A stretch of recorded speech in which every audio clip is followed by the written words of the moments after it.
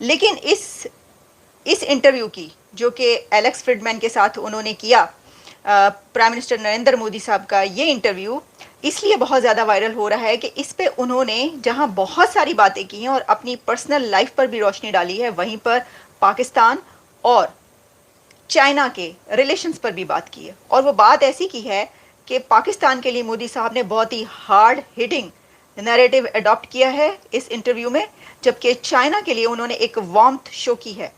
और इसके बाद पाकिस्तान की तरफ से इसका जवाब भी आ चुका है, यानी पाकिस्तान ने इसका रिप्लाई किया है। पाकिस्तान से ट्रेनें भर भर करके लहूलुहान और लोग और लाशें आने लगी। बड़ा डरावना दृश्य था। दुनिया में कहीं पर भी टेररिस्ट की घटना घटती है तो कहीं न कहीं सूत्र पाकिस्तान जाकर के अटकते हैं। अब देखिए 9/11 इतनी बड़ी घटना घटी अमेरिका में, उसका मेन जो सूत्रधार था ओसामा बिन लादेन, वो आखिर में कहाँ से मिला? पॉडकास्टर को एक इंटरव्यू जो दिया उसका बहुत ज़्यादा चर्चा है। उसको आपको पता है डोनाल्ड ट्रंप ने भी शेयर किया और उसके ऊपर चाइनीज़ गवर्नमेंट ने कमेंट किया। आप ये इमेजिन कर सकते हैं कि चाइनीज़ गवर्नमेंट ने कमेंट किया उसके ऊपर। अब सबसे इंपॉर्टेंट चीज़ यह है, जो मॉ निंग है, जो चाइना की मिनिस्ट्री ऑफ फॉरेन अफेयर्स की स्पोक्स पर्सन है, उन्होंने भी उसके ऊपर कमेंट किया। और मज़े की बात आप देखें वो क्या कहती हैं। वो कहती है 2000 साल पुरानी जो चाइना और इंडिया के जो इंटरेक्शन है ये फ्रेंडली एक्सचेंज रहा है और हम एक दूसरे से दोस्तों, अमेरिकी वैज्ञानिक लेक्स फ्रिडमैन और पीएम नरेंद्र मोदी जी का पॉडकास्ट इंटरव्यू इन दिनों पूरी दुनिया में वायरल हो रहा है और जिसको खुद डोनाल्ड ट्रंप साहब ने अपने ट्वीट से शेयर किया है और जिसके रिस्पांस में चाइना के विदेश मंत्री ने इस पर जो है भारत और चाइना के जो रिलेशन है उसके महत्वपूर्ण विषयों पर अपनी जो है राय कायम की है और बहुत ही अप्रिशिएट किया है भारत को कि हमारे और भारत के रिलेशन बहुत पुराने हैं और बहुत ही मजबूत हैं। हमने आज तक आपस में कभी लड़ाई नहीं की है और हमारे एक दूसरे के साथ बहुत अच्छे रिलेशन है। उन्होंने इस बात की जो है पुष्टि की है और इधर अमेरिका भी इस इंटरव्यू से काफी खुश हुआ है क्योंकि उसमें भी पीएम मोदी ने पूरी दुनिया को शांति और व्यवस्था के लिए और विकास के लिए और तमाम तरीके से जो है जो इंसानों के हक की बात है उस पर बातचीत की है। लेकिन वहीं पर उसी इंटरव्यू में पाकिस्तान की उन्होंने जो है पोल थी, वो सारी सच्चाई थी, वो सब कुछ वहां पर खोल दिया और इससे पाकिस्तानियों और उनकी मीडिया में भूचाल आ गया है क्योंकि अब वो इस इंटरव्यू को देखने के बाद जो है पीएम मोदी से जो मोहब्बत थी उनकी पहले जो आप देखते थे स्क्रीन पर कि यहाँ वहां से कहीं ना कहीं से पीएम मोदी के लिए वो जो मोहब्बत निकालते रहते थे कि अपने आप को फेमस करने के लिए या पैसे कमाने के लिए यूट्यूब वगैरह पर, तो अब वो सब खत्म होता नजर आ रहा है क्योंकि अब इस इंटरव्यू के बाद कोई पाकिस्तानी पीएम मोदी को अपना नहीं समझेगा क्योंकि वैसे तो वो कभी किसी भारतीय को अपना समझते नहीं है। बहुत कम ही ऐसे लोग हैं पाकिस्तान में जो भारतीयों को और भारत को अपना समझते हैं, बाकी तो सब नफरतों की और जो क्या कह लें आप धार्मिक मामलों में नफरत जो है इनके अंदर कूट कूट कर भरी हुई है, उसके बारे में तो सभी लोग जानते ही हैं। लेकिन अब पीएम मोदी ने जिस तरह से बताया है कि भैया हम जो है बात करने की कोशिश कई बार पाकिस्तान से कर चुके हैं, हमने पाकिस्तान से रिश्ते सुधारने के बारे में कई बार पाकिस्तान से बात की है, लेकिन अभी तक हमें जो है पाकिस्तान ने सिर्फ धोखा ही दिया है। और इसके बाद में टेररिज्म के हवाले से भी उन्होंने बहुत सारी बातें की है कि किस तरह से पाकिस्तान से ही क्यों जब भी कहीं भी कोई आतंकी घटना होती है या कोई बड़ी घटना होती है तो उसमें पाकिस्तान का ही जो है कहीं ना कहीं हाथ होता है, कहीं ना कहीं कोई ना कोई सूत्र जो है पाकिस्तान से ही निकल कर आता है। तो क्या पाकिस्तान इस तरीके की या इन सूत्रों की जो है वो जिम्मेदारी कभी लेता है? वो कभी नहीं लेता है। तो कुल मिलाकर जो पूरी प्रतिक्रिया जो पूरी दुनिया के लोग जो है जानते हैं उसी बात को पीएम मोदी ने वहां पर उस पॉडकास्ट में कहा। और चूंकि ये पॉडकास्ट बहुत ही हाई रेटेड पॉडकास्ट था, मतलब कि अब आप इसको समझ लीजिए कि उस बंदे ने जो है पूरी दुनिया के बड़ी बड़ी हस्तियों को का इंटरव्यू अपने चैनल पर किया है, तो अब इसके बाद में पूरी दुनिया में हड़कंप मच गया दोस्तों। और पाकिस्तानी तो इस बात को लेकर काफी परेशान हताश हैं क्योंकि एक तरफ तो चाइना ने भी उनको धोखा दे दिया क्योंकि चाइना ने इनके फेवर में कोई बात ही नहीं की। अपने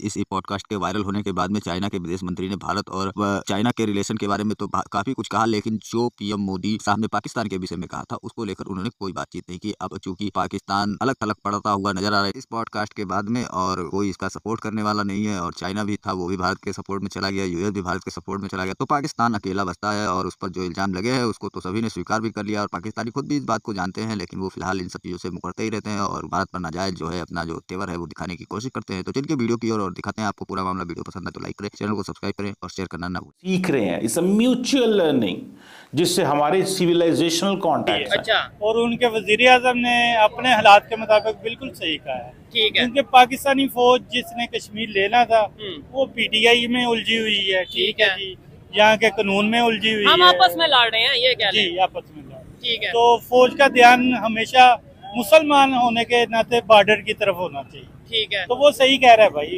अच्छा, एग्री हूं मैं। यानी कि वो जो कह रहे हैं कि हम वहाँ पे राइट्स दे रहे हैं, हम वहाँ पे सब मतलब जो भी चीजें हैं, जो इश्यूज थे वो खत्म करेंगे और कश्मीर प्रॉपर कश्मीरी जो हम इंडिया के साथ मिल जाएंगे, तो इसका मतलब वो ठीक कह रहे हैं ये। वो अपने जो कश्मीर है उसमें ठीक है ठीक है। जी। ये बदकिस्मती है कश्मीरियों की भी, पाकिस्तानियों की भी, अच्छा, कि इस इशू पर अब कोई बात किसी भी फोरम पर नहीं।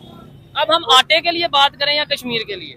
ये बिजली के बिलों के लिए, बिजली के बिलों के लिए सबसे बड़ी बहस आजकल बिजली के बिल है। पाकिस्तान के लिए जो उनकी एक नैरेटिव है वो बहुत ही जानलेवा और हार्ड हिटिंग है।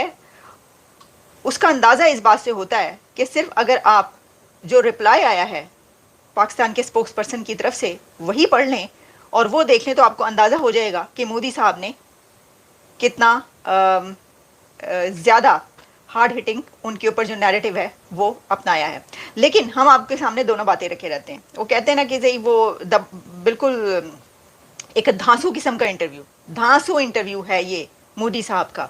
और एलेक्स फ्रीडमैन ठीक है, वो बहुत बड़े बड़े इंटरव्यूज़ करते हैं, बहुत ज़्यादा बड़े ज़बरदस्त बात करने वाले हैं और ज़बरदस्त टॉक करते हैं, लेकिन मोदी साहब का उनका इंटरव्यू आप देखिएगा कि सबसे ज़्यादा जाएगा, वायरल हो चुका है अब तक और व्यूज़ भी सबसे ज़्यादा जाएंगे और मेरा ख्याल है उन्होंने किया भी इसीलिए। लेकिन एनीवेज वो बहुत से जो दुनिया के लीडर्स है, पर्सनालिटीज़ है, उनसे पहले भी बात कर चुके हैं।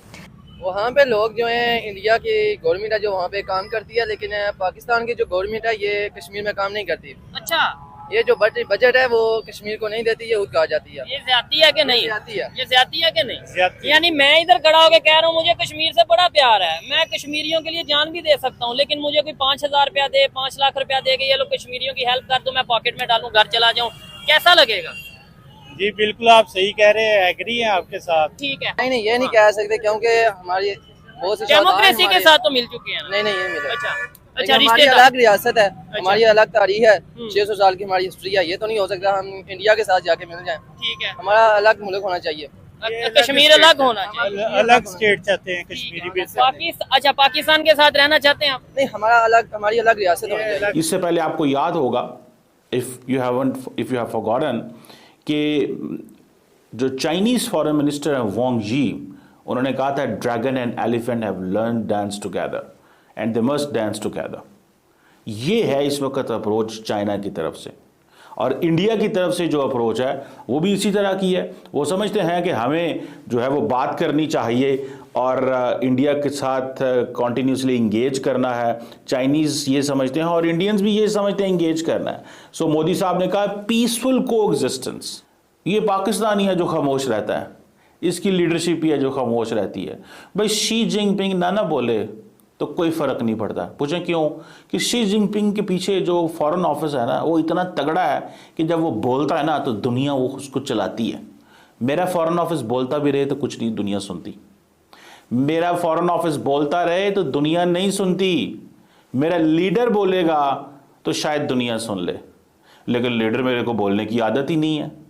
ये हमारे लीडरान जो हैं ये इतने सहल पसंद हो गए हैं और वो समझते हैं हमने भारत से बात करनी है। भारत ना भी बात करे, भारत हल्का फुल्का हमें धक्के शक्के भी दे दे, हमारी कहीं पे इंसल्ट भी कर दे, जो मर्जी करे, लेकिन बात करनी है।